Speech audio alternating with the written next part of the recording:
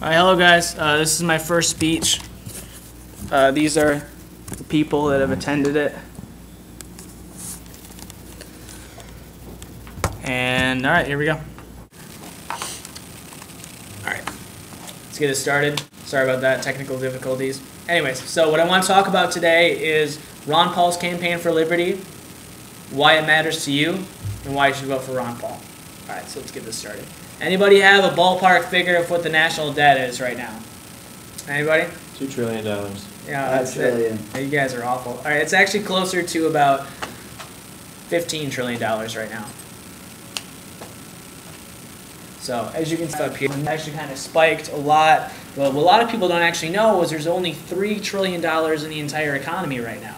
So what that means is if you literally went to, if the government broke into every single person's house, took their wallet, took all the money under grandma's mattress, and took all the money in every bank vault, every cash register in America, they still not even have a fifth of the amount necessary to pay off the national debt.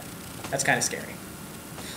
So, why do I support Ron Paul? Because, as you can see from this picture, we're pretty tight. I mean, he gave a speech in Grand Rapids. I was there. He talked a lot about economics and stuff. He's a really good guy. But on a more serious note, why should you care about Ron Paul? Well, I think this is the biggest reason. This is a graph of M4, or what the Federal Reserve calls the monetary base, or the total amount of money in the economy. In 2008, when the recession started, the Federal Reserve tried to fight the economy going into recession by printing lots and lots and lots and lots of money. And actually, over 40 years, they've actually tripled the money supply. So what this means is since there's 3 times as much money in the total economy, that means that there are 3 times as many dollars chasing roughly the same amount of goods. So what that's actually done to the purchasing power of the dollar is reduce it by 300%. What did Ron Paul have to say about this?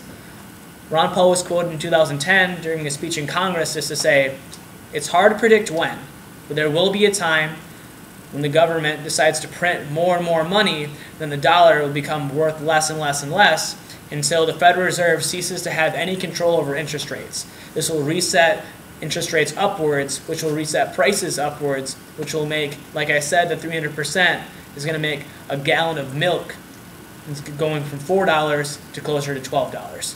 So that's why you should care about Ron Paul, because when the price of everything goes up 300% and your paychecks are still the same amount, you're not going to have a lot of money.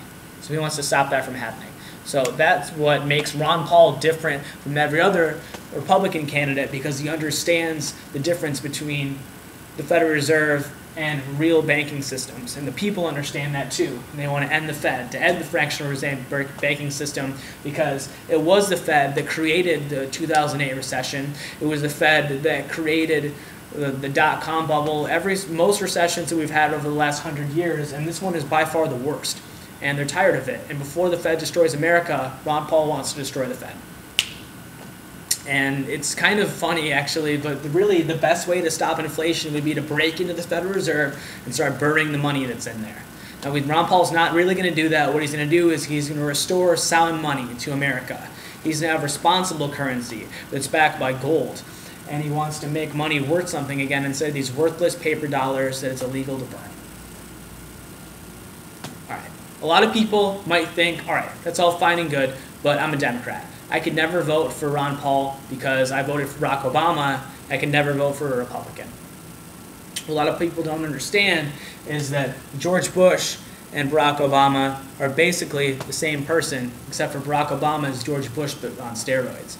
Barack Obama had 2 main campaign promises. The first campaign promise was to restore responsibility to government. He didn't do that, obviously. What he did instead was spend more money in 4 years than any president before him has spent in 8 years. And I can see how much we're better off for it, right? It's because that philosophy doesn't work, as we talked about beforehand with small government and ending the Fed. His second promise was to end the war on terror. He didn't do that either. Despite winning the Nobel Peace Prize, not really sure how he got that. I mean, I think that I might even run for the Nobel Peace Prize. I think I have a better shot now because I never killed a person ever. That's kind of besides the point. What Barack Obama did was he did a surge in Afghanistan, he started attacking Libya, he attacked Yemen, and he also increased attacks against Pakistan with drone fighters. And I guess he technically says he ended the war in Iraq, but that's really only if you consider the ending of the war to be leaving over 100,000 troops there and having military bases the size of Vatican City. I don't think that's the end of the war. Now, the difference between Ron Paul and Barack Obama is having all of our troops in over 100 countries over the world is offensive to those people. It's offensive because we have military bases next to their house. How would you feel if you walked outside your house and you saw a Chinese military base or Chinese soldiers? Every time you tried to walk into your office building, you had to go through checkpoints. And these people routinely killed your civilians. They were labeled terrorists. Now, what this graph shows, it's an O for Barack Obama, because he contributed to a large part of this, but this is the total amount of people that have died in the war on terror. 3,000, or about 0.3%, were the victims of September 11th. 0.5%, or about 6,000, were the American soldiers that have died in Iraq and Afghanistan. Over 99%, over 1 million people, are the Iraq and Afghani civilians that have died due to the war on terror. Now, this is atrocious. Over 1 million people have died. Their deaths could have been easily prevented by having a more responsible foreign policy. Library patrons, it is now 7:45 and the library will be closing in 15 minutes. Any materials that you wish to take with you should be checked out at the circulation desk now. Thank you.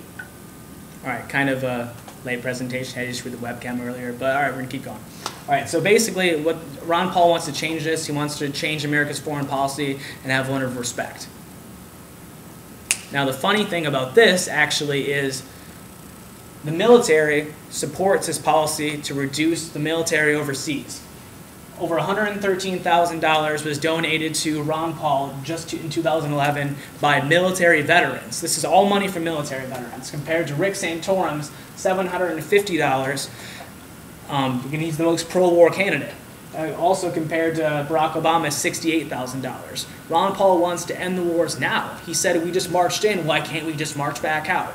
He wants to bring troops home. He wants to really end the wars, bring all the troops home, leave the countries, apologize to those countries for the horrific things we've done there, and try to start a new leaf with a new American foreign policy based on that of the Founding Fathers.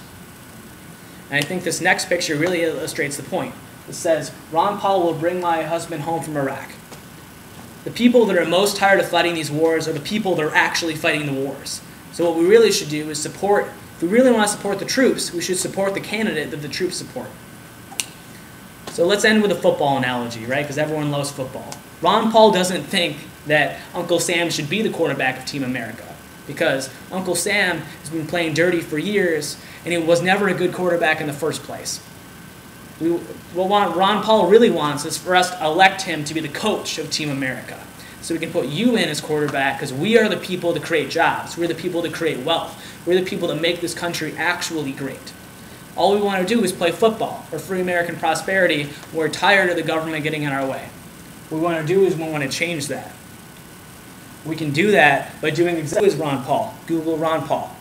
Because you want to learn about the things I talked about in this speech today. Learn about the Federal Reserve. Learn about what really happened in the war on terror. Watch WikiLeaks videos. Learn about knowledge and things that actually matter in this world instead of watching Jersey Shore. And Dr. Ron Paul cured my apathy, is what that sign says. He cured my apathy too. I never thought I would ever vote for any politician ever because I was so disenfranchised from American politics. And then one day, I Googled Ron Paul, and you should too. Because it is our words and our votes that can pierce the veil of hypocrisy and tyranny in American government. Thank you.